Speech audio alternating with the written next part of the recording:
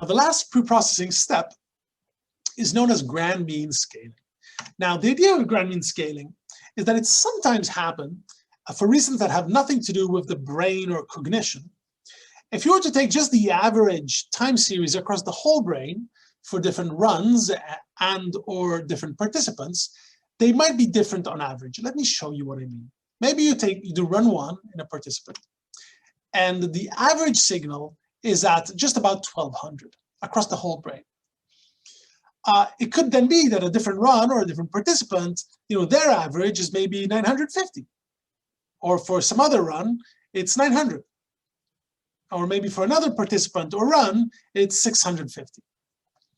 And see, the difference between these, between the fact that one is up here, one is here, and one is down here, has nothing to do with the brain. Sometimes the MRI machine just is initialized at a different average value, and it has nothing to do with how your brain is responding to a certain task. So we don't want to, if we do a group analysis, we don't want to average this intensity with this intensity with this intensity or that intensity, because the person with the higher average intensity would pull more, would have a greater say in the group analysis, and the person with the least intensity would have the least pull in the group analysis. So what we do with grand mean scaling is we take each time series and we scale it by a single number, a single factor, so that all the time series have the same average across the whole brain. Essentially, we take this time series up here and we scale it so that we pull it down so that its average is, let's say, 1000. Then we take the black time series and we pull it a little bit up so that the average time series is just about 1000. And we do the same with the cyan one, and then we take the green one down here and we pull it up so that its average is 1000. So now all the time series we're comparing in a group analysis have the exact same mean across the whole brain. Now, one additional step, which is not traditionally thought of as preprocessing, but is important to discuss, is the transformation of data from what is known as native space, which is the space in which you acquire it, to some kind of common reference space so that you can take different brains from different people and put them all in the same box and then do a group analysis. So this is known as transformation to a reference space. And we discussed different templates. For example, we spoke about the Talairach template and the MNI space.